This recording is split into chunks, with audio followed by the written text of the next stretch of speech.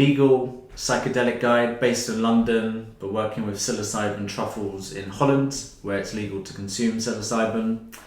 I'm also a psychedelic preparation and integration specialist, a therapeutic coach, working mostly with internal family systems and somatic experiencing modalities, among others, and a men's group work facilitator.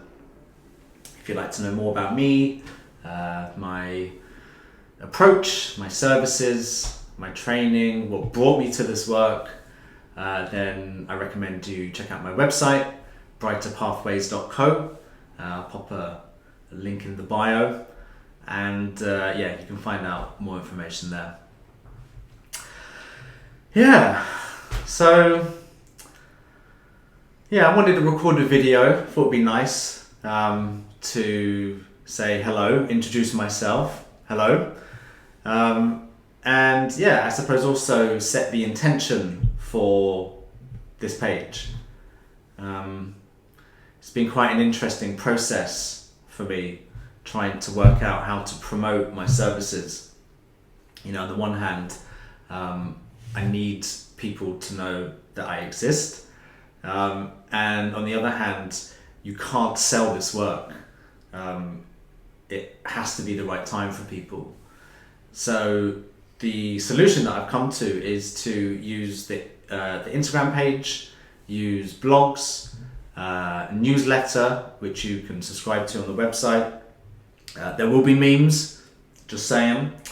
To use them as platforms to share ideas that have helped me over the years and continue to help me, and ideas that I find interesting as well. Psychedelics have this remarkable ability to lift the veil, to help us see beyond our limited and limiting biased ego stories.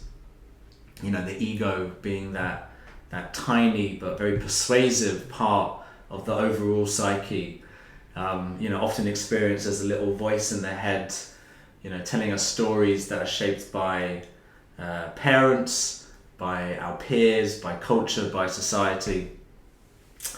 And if you're thinking, like stories, what are you talking about, Liam? Just consider how different the worldview of someone who was brought up in the Amazon rainforest would be compared to, say, someone who was brought up in London. Those worldviews are different because they were told different stories. And that's all they are, stories. So, psychedelics can help us see beyond that and help us, look at our conditioning as opposed to through our conditioning. For me, this work has opened up bottomless wells of fascination in topics such as psychology, philosophy, spirituality, science, and their increasing overlap. So I'll be sharing stuff around that as well. And we've done some amazing things in the West, amazing technology, amazing medicine, but we have to be humble to the fact that there is so much we don't know. And so much we arguably can't know using some of our existing frameworks as well. There's a strong case for us not being able to crack the hard problem of consciousness using our existing Newtonian, Cartesian, materialist, reductionist, mouthful, approach that sees the universe as dumb matter. Arguably we can't do that. So I'll be exploring some of this as well, because it's fascinating, and never sharing it as like I'm the expert, more sharing it as, here's some information, do what you want with it. I'll also be talking about trauma a lot. In many respects, trauma needs a rebrand. It's very misunderstood, and it's a big pull towards this work, in fact, helping with that rebranding process. Trauma is anything that overwhelms us, anything that's too much, too fast, too soon. It's a fact of life, but it needn't be a life sentence, says the very wise trauma expert Peter Levine. Because if you define trauma as anything that overwhelms us, then of course trauma is war, rape, violence, but it's also neglect, it's also abandonment, it's also divorces, it's also denying someone's reality, living vicariously through another. Lots of things overwhelm us when we're younger, when we have undeveloped nervous systems and psyches, no resources really.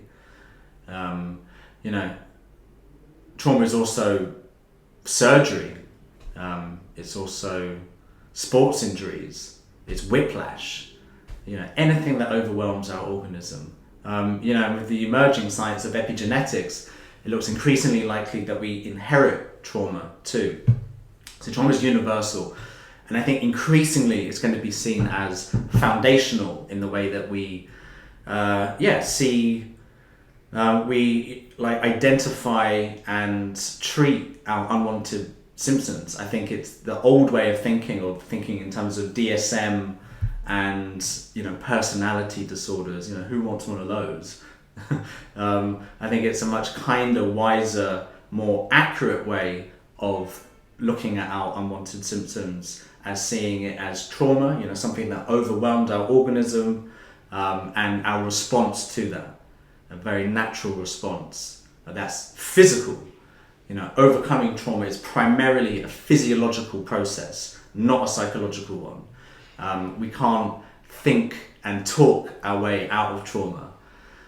And in fact, I'm most drawn to modalities, approaches, tools that bypass the thinking, rational ego mind. It gets in the way. Things like psychedelics, internal family systems, somatic experiencing, it circumnavigates the ego. It goes into the emotional root, and it allows our innate wisdom, our innate healing intelligence to work its magic. And I don't doubt that we have this innate wisdom within us. I've experienced it myself. I think the research increasingly points to this. And I see it time and time again in my client work as well, that we have this wise inner being within us that has an innate drive towards happiness, wholeness, healing. Often we just need the right framework in order to allow this to surface, which means that we don't need an expert to analyze us. We have everything within us that we need. I guess I'll leave it there. I just want to say, again, welcome. Thank you for being here. I appreciate it. And looking forward to going on this journey together with you. I'll speak to you soon.